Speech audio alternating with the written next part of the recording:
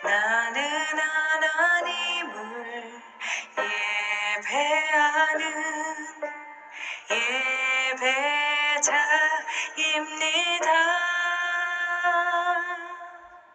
내가 서 있는 곳 어디서나 하나님을 예배합니다. 나는 하나님을 예배하는 예배자입니다. 내가 서 있는 곳 어디서나 하나님을 예배합니다. 내 영혼 거룩한 은혜를 향하여 내 마음 완전한 하나님 향하여 이곳에서 바로 이 시간 하나님을 예배합니다.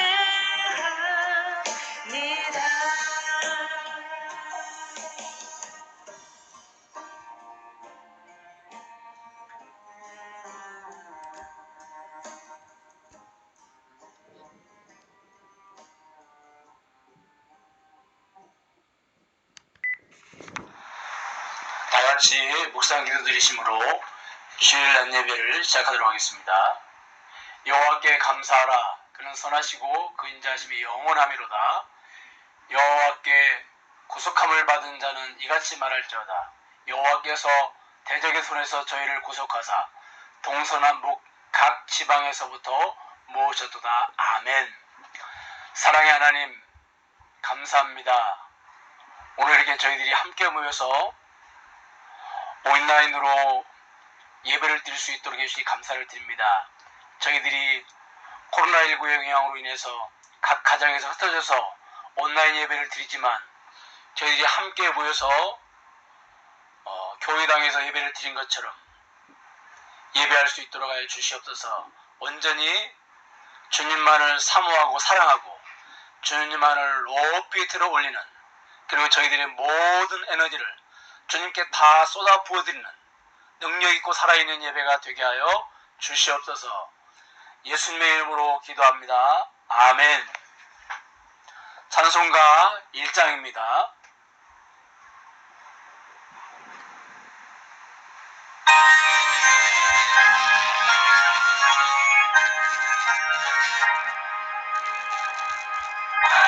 만복의 그녀 하나님,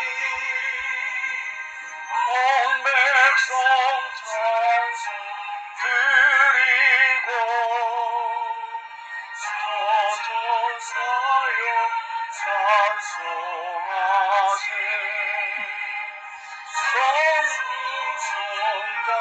성자 성령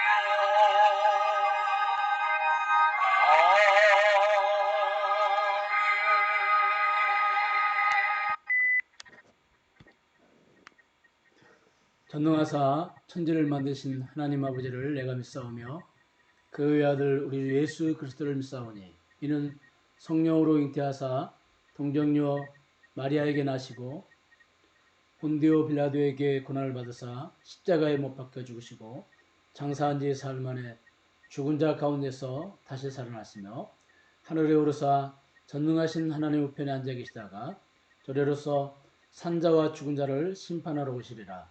성령을 믿사오며 거룩한 공예와 성도가 서로 교통하는 것과 죄를 사해 주시는 것과 몸이 다시 사는 것과 영원히 사는 것을 믿사옵나이다. 아멘.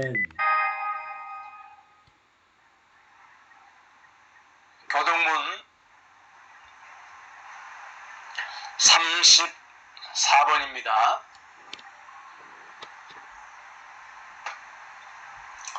우리의 능력이 되신 하나님을 향하여 기쁘게 노래하며 야곱의 하나님을 향하여 즐거이 소리칠지어다. 시를 읊으며 소구를 치고 아름다운 수금의 비파를 아우를지어다. 초하루와 보름과 우리 명절의 나팔을 불지어다. 이는 하나님의 율례요 야곱의 하나님의 규례로다. 하나님이 애굽 땅을 치러 나아가시던 때에 요셉의 족속 중에 이를 증거로 세우셨도다. 거기서 내가 알지 못하던 말씀을 들었나니 이르시되 내가 그의 어깨에서 짐을 벗기고 그의 손에서 광주를 놓게 하였도다. 내가 고난 중에 부르짖음에 내가 너를 건졌고 우리의 소리의 은밀한 곳에서 내게 응답하며 무리바 물가에서 너를 시험하였도다. 내 백성이 들으라. 내가 내게 증언하리라. 이스라엘이여 내게 듣기를 원하노라. 너희 중에 다른 신을 두지 말며 이방신에게 절하지 말지어다. 나는 너를 애굽 땅에서 인도하여낸 여호와 내 하나님이지. 내 입을 크게 열라. 내가 채우리라 하였으나 내 백성이 내 소리를 듣지 아니하며 이스라엘이 나를 원하지 아니하였도다. 아멘. 찬송가 218장입니다. 218장 1절과 2절만 부르시겠습니다.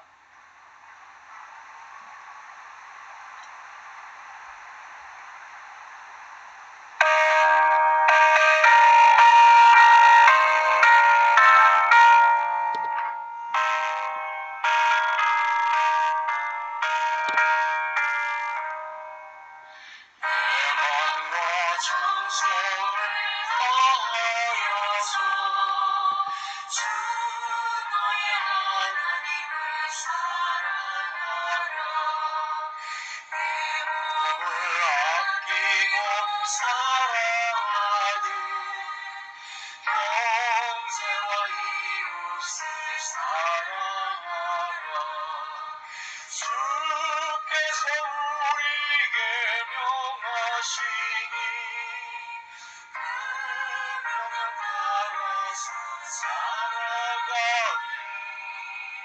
날 미워해치는 원수라도 언제나 너그럽게 사랑하라. 널 핍박하는 자 위에서도 진실한 마음으로 복을 빌라. 주께서 우리를 명하시니 그 명을 따라서 살아가리.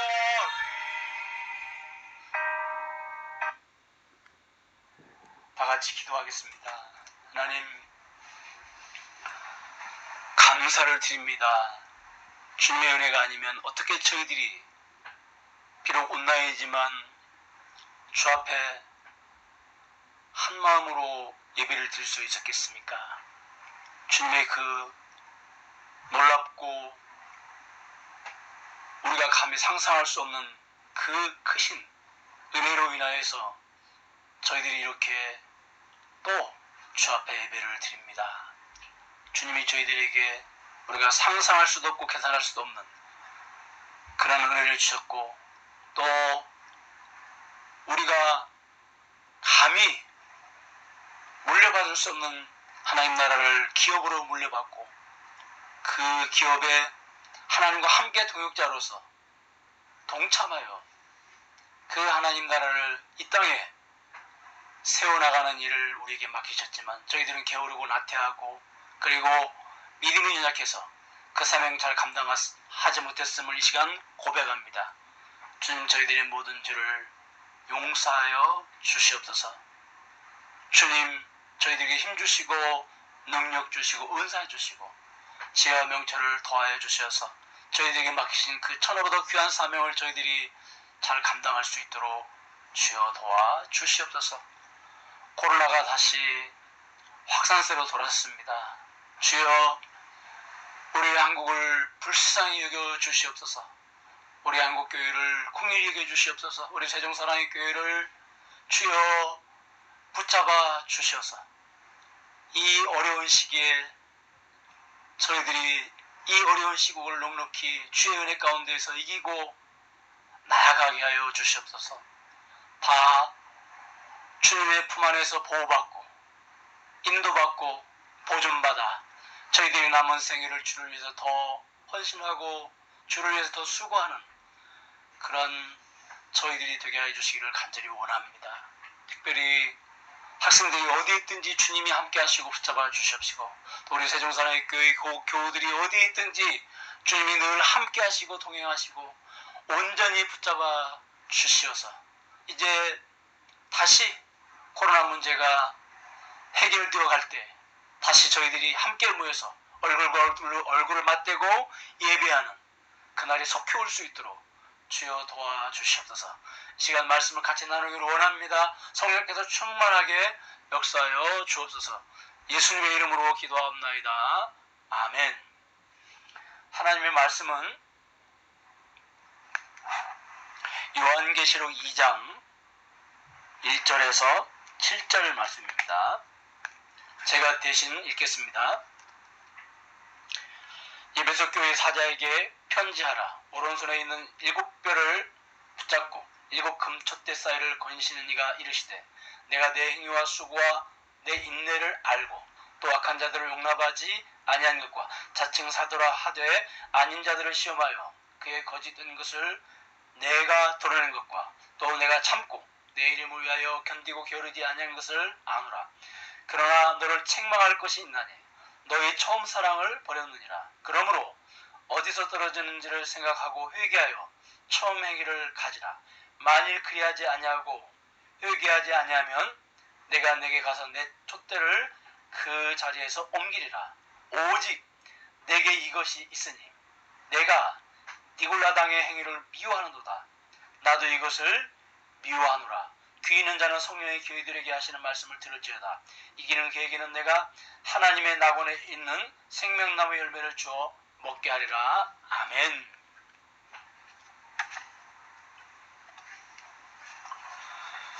그동안 다윗의 기도라는 제목으로 말씀을 나눴는데, 코로나19가 심각한 상황 가운데 있고 그 원인 제공을 한국교회 공동체가 했다는 것을 부인할 수가 없습니다. 이러한 때에 주님은 한국교회를 어떻게 바라보실까? 주를 알지 못하는 사람들은 한국교회를 어떻게 바라볼까 하는 생각을 하면서 오늘 본문을 중심으로 한번 같이 우리가 고민하는 시간을 가져보도록 하겠습니다. 부활후 주님께서 에베소 교회를 찾아오셔서 제일 먼저 말씀을 하십니다. 여러분, 에베소 교회가 얼마나 대단한 교회입니까? 에베소 교회는 초대교회에 막대한 영향을 끼친 교회입니다. 사도 바울이 두란노 소원이라는 곳에서 2년이 넘는 기간 동안 말씀을 가르쳤습니다. 바울이 거의 매일 4시간 정도 말씀을 가르쳤다고 합니다. 이게 얼마나 대단한 일입니까? 우리가 주일 설교를 30분 정도 듣는다고 가정해서 계산을 해보면 100년 동안 주일 설교를 들은 것과 같습니다. 성경을 잘 가르치는 바울이 매일 4시간씩 성경을 강론했습니다. 예배적 교회 성도들은 정말 부러운 성도들입니다. 저도 이런 설교자, 이런 성경 공부 모임이 있다면 만일을 치료하고 달려갔을 것입니다. 뿐만 아니라 예배적 교회는 바울에 이어서 아볼로라고 하는 유명한 설교가가 사역을 했고, 또 사도 요한이 상당 기간 목회를 한 곳이기도 합니다. 그러니 예배적 교회가 얼마나 말씀의 깊이가 있는지, 얼마나 말씀으로 철저하게 무장이 되어 있었을지 상상이 가고도 남습니다. 그래서 바울이 보낸 예배소서를 보면 신약의 다른 서신보다 그 내용이 깊고 풍성한 것을 볼 수가 있습니다. 이제 우리가 2절 말씀을 보면 이제 주님이 예배적 교회를 향하여서 구체적으로 말씀을 하시는데, 주님이 예배적 교회를 향해서 너의 행위를 알고 있다고 말씀하십니다. 예배적 교인들은 성경 지식만 깊고 풍성한 것이 아니라 그 말씀을 붙잡고 사는 사람들이었습니다. 그래서 주님은 너의 행위를 내가 알고 있고 기억하고 있다고 말씀을 하고 있습니다. 여러분, 우리가 신앙생활을 하면서 말씀대로 살기가 제일 힘든 것이 무엇입니까? 물론 여러 가지가 참 우리가 말씀대로 살기가 어려운 건 사실입니다. 그런데 그 중에서도 제일 말씀대로 살기가 어려운 것이 바로 물질 문제입니다. 그런데 이 에베소 교회는 복음이 전파되기 전에 주술이나 마술이 성행하던 지역이었습니다.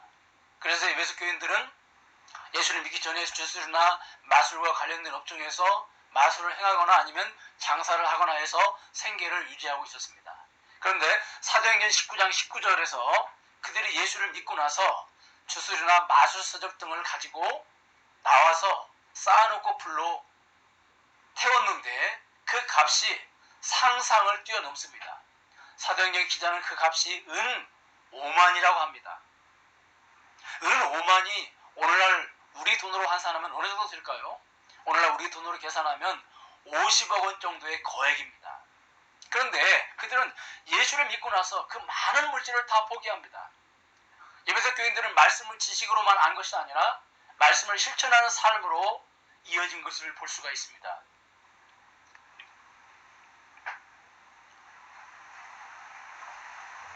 그것뿐만이 아니라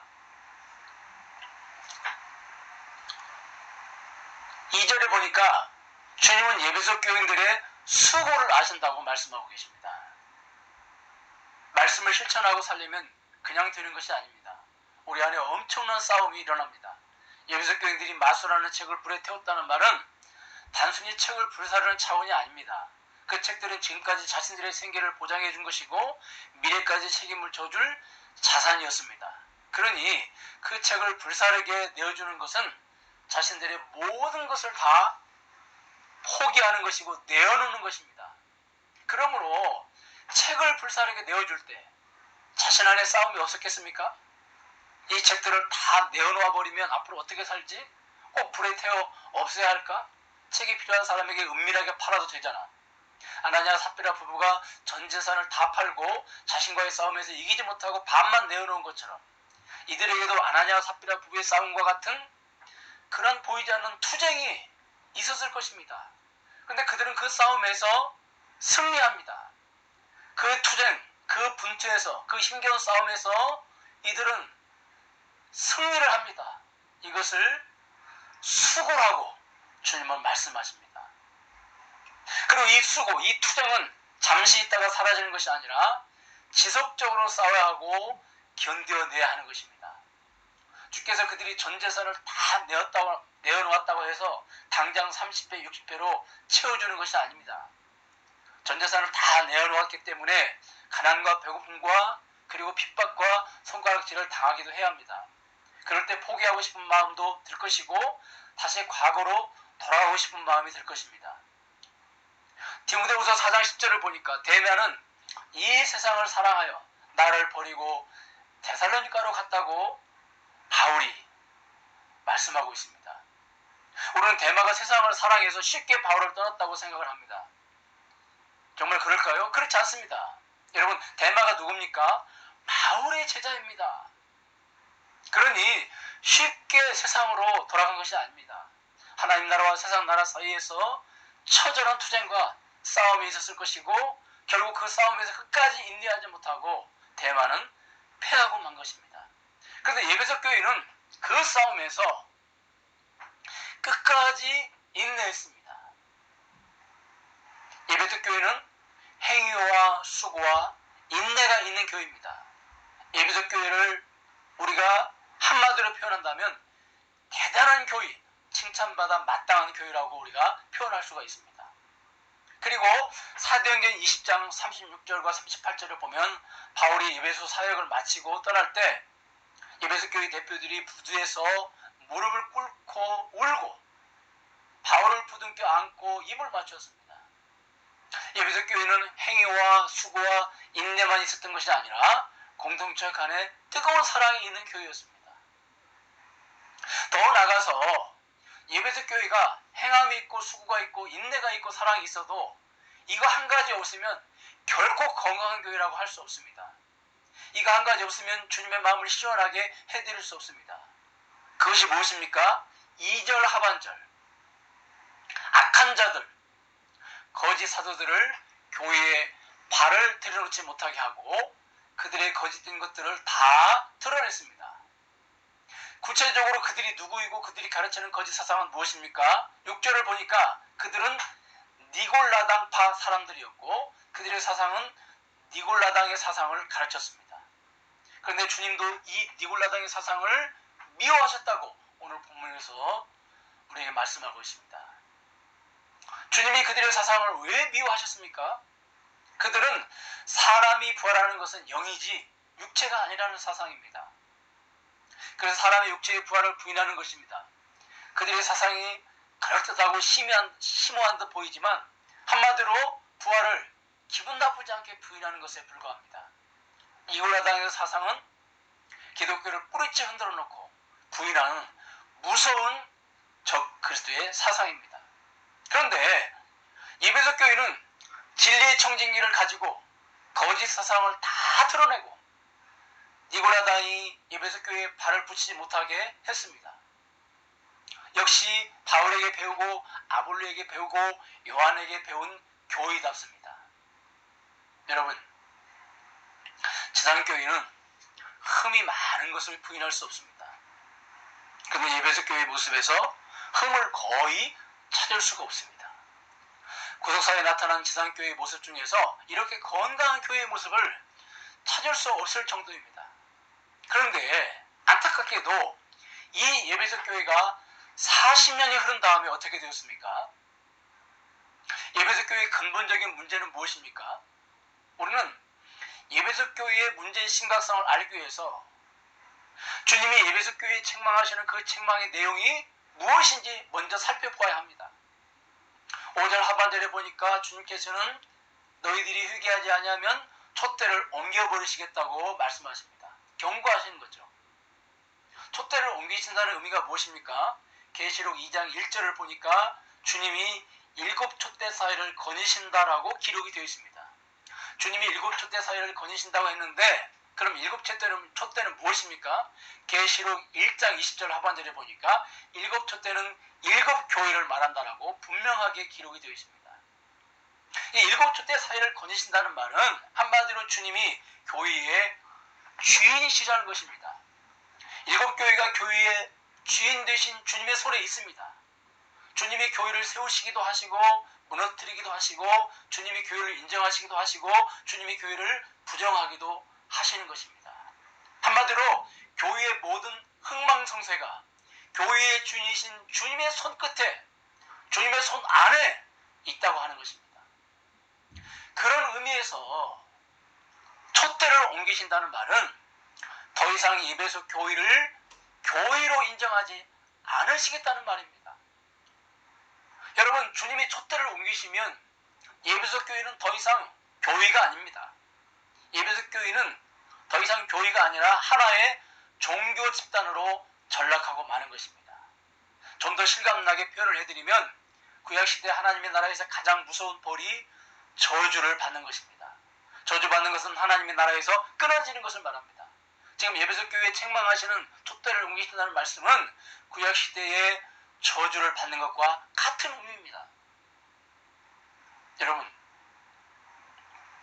우리는 주님의 책망에서 에베소 교회에 내리시는 벌이 좀 가혹하다는 생각이 안 됩니까? 계시록 3장에 라오디가 교회가 어떤 교회입니까? 주님이 교회 문 밖에서 교회의 문을 두드리고 계십니다. 왜 그렇습니까? 라오디가 교회는 교회의 주인을 교회에서 몰아내고 자신들이 교회의 주인이 되어 있는 교회입니다. 이보다 더 심각한 문제가 어디에 있겠습니까? 그런데도 주님은 라오디가 교회의 촛대를 옮기신다는 말씀은 안 하십니다. 그리고 신약 성경에 보면 라오디가 교회보다 더 심각한 교회가 어느 교회입니까? 고린도 교회입니다. 그럼에도 고린도 교회에도 에베소 교회처럼 촛대를 옮기신다는 말씀이 없습니다. 그런데 주님은 라오디가 교회, 고린도 교회보다 훨씬 모범적인 에베소 교회에 촛대를 옮기시겠다고 경고하십니다. 그렇다면 에베소 교회의 치명적인 문제는 무엇입니까? 놀라운 사실은 에베소 교회가 가지고 있는 귀한 것들은 아직 그대로입니다. 그들의 행위, 수고, 인내, 니골라당의 거짓된 것을 드러내는 일은 아직 그대로입니다. 주님이 칭찬을 하셨다는 말은 아직 그대로라는 말입니다. 에베소 교회가 세워진 지 40년이 지났는데 에베소 교회는 그동안 40년 동안 변함없이 역시 에베소 교회답게 모범적인 모습으로 서 있었던 것입니다. 그래서 주님은 책망에 앞서 그들에게 칭찬을 먼저 아끼지 아니하신 것입니다. 그런데 예배석 교회의 다른 모든 것은 다 그대로인데 한 가지가 사라져 버렸습니다. 그것이 무엇입니까? 4절. 너희 처음 사랑을 버렸느니라. 모든 것은 다 그대로입니다. 그런데 한 가지, 첫사랑만 사라졌다는 것입니다. 예배석 교회는 여전히 올바른 신앙인의 모습을 간직하고 행위와 수고와 인내와 진리의 말씀까지 풍성하게 소유하고 있는 모범적인 교회였습니다. 그런데 예배석 교회는 첫사랑을 잃어버린 교회였습니다. 그렇다면 여러분, 도대체 예배석 교회의 사랑이 사라졌다는 것이 어떤 의미이기에 촛대를 옮기시겠다고 하는 말씀을 하신 걸까요? 우리는 주님의 책망을 통해서 주님이 내리시는 벌만을 생각해서는 안 됩니다. 주님이 핏값을 지불하고 사신 교회를 통해서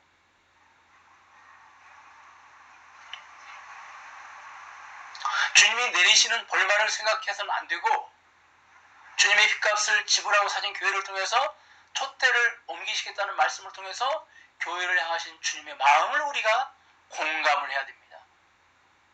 피눈물을 흘리시면서 책망하시는 주님의 마음을 우리가 같이 느껴 보아야 합니다. 마치 내 몸으로 난 자식을 향해 이제부터 너는 더 이상 내 자식이 아니야. 그때 부모의 마음이 어떻겠습니까? 지금 예배석 교회를 향하신 주님의 마음이 바로 이런 마음입니다. 여러분, 가장 실력 있고 신령한 목회자들을 통해서 엄청난 훈련과 놀라운 전통과 헌신이 있는 교회가 주의 마음을 너무 아프게 할 수 있다고 하는 사실을 우리가 잊지 말아야 됩니다.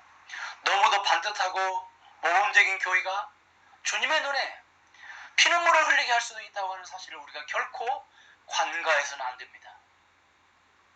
그렇다면 예배석 교회의 사랑이 없는 것이 왜 주님의 눈에 피눈물을 흘리게 하는 것입니까?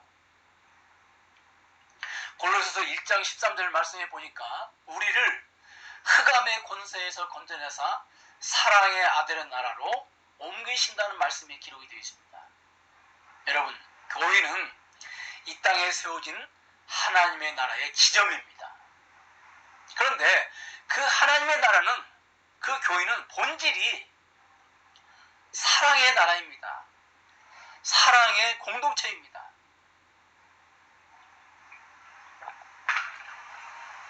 그 사랑의 나라는 인간적인 사랑을 보여주는 나라가 아닙니다. 그렇다면 어떤 사랑을 보여주는 나라입니까? 하나님이 세상을 너무 사랑하셔서 세상을 구원하시려고 독생자를 보내주신 그 사랑을 보여주는 나라입니다. 그것은 교회 공동체가 서로 사랑하는 모습을 통해서 보여주는 것입니다. 보여주되 그냥 평범한 사랑을 보여주는 것이 아니라 하나님께서 아들의 목숨을 내어주시는 것처럼 그 사랑을 보여주신 것처럼 보여주어야 합니다. 그러니까 교회 지체들이 단순히 평범한 사랑을 통해서 그 사랑을 보여주는 것이 아니라 하나님이 생명과도 같은 아들을 내어주심으로써 사랑하신 것처럼 서로 생명을, 교회 공동체가 서로 생명을 내어줄 정도로 사랑해야 하는 것입니다. 그런데 그런 사랑은 다른 곳에서 오는 것이 아니라 주님에 대한 첫사랑에서 오는 것입니다. 그러므로 교회가 첫사랑을 잃어버리면 자연스럽게 사랑의 나라를 세상에 보여줄 수 없는 것입니다. 그러니까 교회가 이 땅에 존재해야 될 이유가 바로 하나님이 세상을 어떻게 사랑했는지 그것을 보여줘야 되는데, 그 사랑을 교회가 보여주지 이제 못한다면 더 이상 교회가 이 땅에 존재할 이유가 없는 겁니다. 다시 말해서 교회의 주인이신 주님이 더 이상 교회의 주인으로 계실 이유가 없어지는 것입니다. 그래서 주님은 첫사랑을 잃어버린, 첫사랑이 사라져버린 에베소 교회를 향해서 너희들이 회개하지 않으면 내가 촛대를 옮기겠다고 말씀하시는 겁니다. 여러분 기억하십시오. 주님이 교회에 안 계시면 교회가 사랑이 있다 없다의 차이가 아닙니다. 주님이 교회에 안 계시면 우리가 상상하기 싫은 일이 교회에 발생을 합니다. 하나님께서 세상 사람들이 사랑의 나라에 들어오면 어떻게 하시는 줄 아십니까? 그 나라에 살기에 적합한 생명을 주십니다. 그것을 성경은 새 생명이라고 합니다. 그러니까 하나님이 이 땅에 사랑의 아들의 나라를 세우신 목적이 여기에 있습니다. 사랑은 수단이고 목적은 새 생명을 주시는 데 있는 것입니다. 그런 의미에서 교회는 새 생명을 끊임없이 잉태해서 출산하는 건강한 임산부와 같은 공동체가 바로 교회인 것입니다. 그런데 교회 자체에는 이 새 생명의 재고가 없습니다. 교회 자체에는 이 새 생명을 줄 수 있는 능력이 없습니다. 오직 새 생명의 뿌리요 원천인 주님께만 있는 것입니다. 그런데 새 생명의 뿌리요 원천인 주님의 교회를 떠나시면 이제 더 이상 교회는 세상의 생명을 공급할 수는 없습니다. 세상의 교회가 좋은 일을 할 수 있고 세상의 교회가 어떤 도덕적으로 윤리적으로 어떤 영향을 끼칠 수는 있지만 교회가 죽은 생명을 살리는 새 생명을 살리는 임산부와 같은 그런 일을 더 이상 감당할 수가 없는 것입니다. 다시 말해서 잉태할 수 없는 불임 교회가 되어버리는 것입니다. 이런 교회를 한마디로 살았다는 이름을 가졌지만 죽은 교회라고 합니다. 여러분 이런 교회의 모습을 바라보시는 주님의 마음이 어떠하실까요? 예를 들면 죽은 아들의 시신을 안방에 안치하고 매장하지 못하고 그냥 안방에 안치하고 그 부모가 매일 부패해가는 아들의 시신을 바라보면서 산다면 그 부모의 마음이 어떻겠습니까?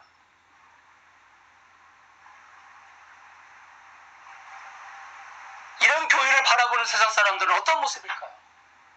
죽은 사람의 시신이 썩는 냄새 때문에 코를 막고 지나가거나 피해서 지나가게 될 것입니다. 우리나라 역사상, 아니 세계 역사상 요즘만큼 교회의 간판이 TV에 자주 나오는 때가 없습니다. 교회 목사 얼굴이 TV에 자주 나오는 때도 없습니다. 근데 주님이 이 교회의 모습을 보시면서 무엇이라고 말씀하실까요? 그 교회의 모습을 세상 사람들이 보면서 무슨 생각을 할까요?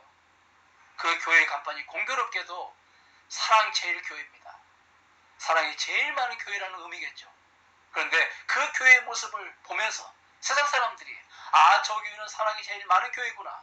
저 공동체에 가담해서 새 생명을 얻어야 되겠다는 생각을 과연 할까요? 아니면 그 악취 때문에 코를 막고 돌아설까요? 가장 심각한 문제는 세상 사람들은 교회 간판이 달리면 다 교회라고 생각을 한다는 것입니다. 교회 간판이 달려도 주님이 촛대를 옮기셔서 더 이상 교회가 아니고 그냥 일반 종교와 같은 집단이라고 하는 생각을 세상 사람들이 못한다는 데에 심각한 문제가 있는 것입니다. 주님은 예배석 교회를 진단하시고 처방전을 내리십니다. 예배석 교회를 향한 주님의 첫 진단은 첫사랑을 잃어버린 것이고 예배석 교회를 향한 주님의 처방은 첫사랑을 회복하라고 말씀하십니다. 첫사랑을 회복하려면 그렇다면 어떻게 해야 됩니까? 첫사랑이 어디서 떨어지는지를 생각하라고 하십니다. 주님은 첫사랑이 언제 어디서 떨어졌는지 꼭 집어서 구체적으로 말씀하시지 않습니다. 대신 너희들이 한번 생각해보라고 말씀하십니다. 첫사랑이 어디서 떨어졌는지, 첫사랑을 어디서 잃어버렸는지 너희들이 한번 생각을 해보라고 주님은 말씀하십니다. 예배석 교인들이 생각하면 문제의 원인을 발견해낼 수 있을 것을 주님은 아신 겁니다. 역시 수준 높은 예배석 교회답습니다. 그런데 첫사랑이 어디서 떨어졌는지를 계시록에 구체적으로 기록이 되어 있지 않습니다. 그러므로 우리도 이 계시록의 말씀을 나누면서 예배석 교인들처럼 예배소 교회의 첫사랑이 어디서 떨어졌는지를 생각해야 합니다. 그러니까 우리는 두 가지를 생각해야 되죠. 예배소 교회의 첫사랑이 어디서 떨어졌는지를 생각해야 되고, 그 다음 나의 첫사랑이 어디서 떨어졌는지를 생각을 해야 되겠습니다. 그렇다면 여러분, 예배소 교회의 첫사랑이 어디서 떨어졌을까요? 예배소 교회가 말씀대로 행할 때, 예배소 교회가 수고하고, 예배소 교회가 인내하고, 예배소 교회가 말씀으로 리골라당이 거짓된 것을 드러낼 때, 이 네 가지 중에 한 곳에서 떨어진 것일까요? 아니면 이 네 가지를 다 행하다가 떨어졌을까요? 주님은 4절에서 예배소 교회가 첫사랑을 버렸다고 하십니다. 그러니까 예배소 교회의 문제는 주님을 사랑하지 않는 것이 아닙니다. 주님을 사랑하긴 하지만 처음 주님을 사랑했던 것처럼 사랑하지 않고 있다는 것입니다. 여러분, 첫사랑 해보셨죠? 남자들이 첫사랑을 못 잊는 이유라는 글을 보니까 남자는 제2의 성장이 시작이 되고 슬슬 호르몬의 변화 때문에 이성의 눈을 뜨게 되는데, 그때 마음에 드는 이성을 만나서 사랑을 하게 될 때 남자에게 다음과 같은 모습이 자연스럽게 나타난다고 합니다. 첫째는 그녀를 볼 때마다 가슴이 터질 듯이 쿵쾅쿵쾅 요동을 친다고 합니다. 둘째, 그녀를 생각할 때 너무너무 하늘을 나는 것처럼 기분이 좋아진다고 합니다. 셋째, 그녀와 말 한마디라도 나누는 날에는 하늘을 날아갈 것만 같고, 그녀가 웃는 모습은 너무나 예쁘고 그냥 이유 없이 그녀가 한없이 좋기만 하다는 것입니다. 이런 경험 때문에 남자들은 첫사랑을 못 잊는다고 합니다. 여기서 그녀라는 단어를 빼고 예수님이라는 단어를 삽입해 보면 예배소 교인들이 바울의 전도를 통해서 예수님을 만납니다. 그러고 나서 예수님을 처음 사랑하게 됩니다. 예수님에 대한 첫사랑이죠. 예배소 교인들이 예수님을 볼 때마다 가슴이 터질 것처럼 쿵쾅쿵쾅 요동을 치고, 예배소 교인들이 예수님을 상상할 때 너무너무 기분이 좋아지고, 예배소 교인들이 예수님과 말 한마디라도 나누는 날에는 하늘을 날아갈 것만 같이 그렇게 기쁘고 즐겁고, 그래서 매일 4시간씩 2년 동안 예수님의 말씀을 들어도 지루한 줄 모르고 예수님이 웃는 모습은 너무나 이쁘고 그냥 이유 없이 예수님이 좋기만 한 것, 이것이 바로 예배소 교인들이 예수님을 처음 사랑할 때 모습이었습니다. 그런데 40년이 지난 다음에 예배소 교인은 주님에 대한 이 첫사랑이 다 식어버린 것입니다. 여러분, 예배소 교회와 비슷한 모습의 교회가 라오디게아 교회입니다. 그들은 차지도 않고 뜨겁지도 않은 미지근한 교회였습니다. 한마디로 말해서 불이 없는 교회, 주님을 향한 뜨거움이 없고 주님을 향한 불이 없는 라오디게아 교회처럼 예배소 교회도 주님을 향한 첫사랑이 식어져서 그 주님을 향한 가슴의 풀이, 그 설레임이, 두근거림이, 그 기쁨이, 즐거움이 없는 교회가 되었다고 하는 사실입니다. 여러분, 주님이 첫사랑이 어디서 떨어진 것을 생각하라고 하셨는데, 이 떨어졌다는 말은 타락했다는 말입니다. 교회의 타락이라고 하는 것이요, 술 취하고 방탕한 것만이 아닙니다. 그런 모습과는 너무도 거리가 먼 아주 모범적인 교회도 얼마든지 타락할 수 있습니다. 우리가 여기서 충격을 받는 것은 교회가 말씀대로 살다가 수고하고 인내하다가 이단과 정말로 피비린내나게 싸우다가 주님에 대한 첫사랑을 잃어버릴 수 있다고 하는 사실입니다. 교회의 모든 좋은 것들, 교회의 모든 위대한 것들은 손상되지 않고 그대로인데 주님의 사랑만 보이지 않게 쏙 빠져나가는 것이 가능하다는 것입니다. 요즘 계속 방송에 나오는 교회들, 그 교회들의 모습 속에서 사랑의 아들의 나라의 모습은 전혀 찾아볼 수 없습니다. 그들의 말, 그들의 행동, 그들의 눈빛을 통해서 사랑의 아들의 나라는커녕 일반적인 사랑의 모습도 찾아볼 수 없습니다. 오늘날 교회들이 왜 이렇게 되었을까요? 이 교회들의 공통점은 열정과 열심히 남다르고 충만한 그러한 교회들이죠. 이게 나라냐 하면서 나라 지도자들과 싸우고, 이러다 나라가 공산화 되겠다고 하면서 나라를 지킨다고 싸웁니다. 그런데 그렇게 하다가 주님에 대한 사랑을 예배석 교회처럼 다 잃어버린 것입니다. 그 결과 얼마나 많은 믿음이 약한 성도들이 교회를 떠났을까요? 얼마나 많은 일반인들에게 교회가 조롱거리가 됐을까요?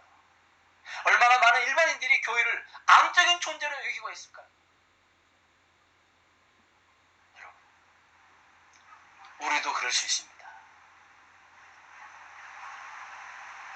우리도 선하고 의로운 거, 또 착한 일, 뭐 구제, 뭐 이런 거, 또 열심히 성경 공부, 이런 거 하다가 첫사랑을 잃어버릴 수 있습니다. 저는 말씀을 읽겠습니다. 주님은 우리가 모든 것을 다 가지고 있어도 사랑이 없으면 모든 것을 다 잃어버린 것으로 인정을 하십니다. 반대로 우리 교회에 별로 자랑할 만한 것이 없어도, 건물도 없고 뭐 숫자도 많지 않고 또 여러 가지 프로그램도 없고, 그렇다 할지라도 주님을 향한 첫사랑이 있으면, 그 사랑이 있으면 모든 것을 다 가진 교회로 인정하신다는 사실을 잊지 말아야 합니다. 그러므로 우리가 생명을 걸고 붙잡아야 할 것, 생명을 걸고 싸워야 할 것은 다른 것이 아니라 주님에 대한 첫사랑을 잃어버리지 않는 것입니다. 이 일을 위해서 우리가 생명을 걸고 오늘도 몸부림쳐야 될 것입니다. 기도하겠습니다. 하나님, 주님은 우리가 여러 가지 사업을 하고 또 선하고 의로운 일을 하고 또 모험적인 교회의 모습으로 서 있고 또 이단과 싸우고 그런 일을 하다가 우리도 모르게 첫사랑을 잃어버릴 수 있다고 경고하고 계십니다. 우리가 모든 것을 다 가지고 있어도 주님에 대한 첫사랑을 잃어버렸다면 모든 것을 다 잃어버린 것이고, 우리 교회가 별로 자랑할 만한 것이 없어도 주님을 향한 그 첫사랑이 있다면 모든 것을 다 가진 것으로 주님이 인정하신다는 사실을 우리가 기억하고, 우리가 생명을 걸고 주님에 대한 첫사랑을 잃어버리지 않도록 몸부림치는 그런 교회가 되게 하여 주시옵소서. 그래서 죽어가는 영혼들이 이 사랑의 아들의 나라로 들어와서 새 생명을 선물로 받는 놀라운 역사가 일어나게 하여 주시옵소서. 오늘 주님께 헌금을 드린 손길들을 주님 기억하여 주시옵소서. 코로나 전국에 참으로 여러 가지로 어렵고 힘듭니다. 주여, 그럴지라도 일용할 양식을 주시는 주여,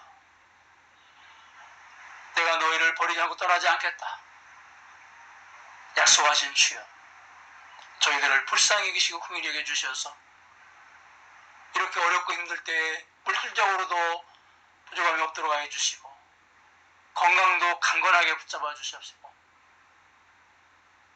늘 안전을 행할 수 있도록 주님 도와주시기를 간절히 소원합니다.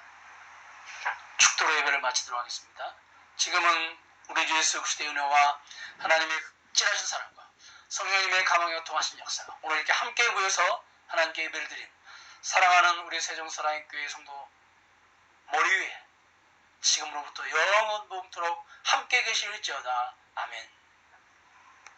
당신의 마음이 있는 곳에 나의 마음이 있기를 원해요. 아버지, 당신의 눈물이 고인 곳에 나의 눈물이 고이길 원해요.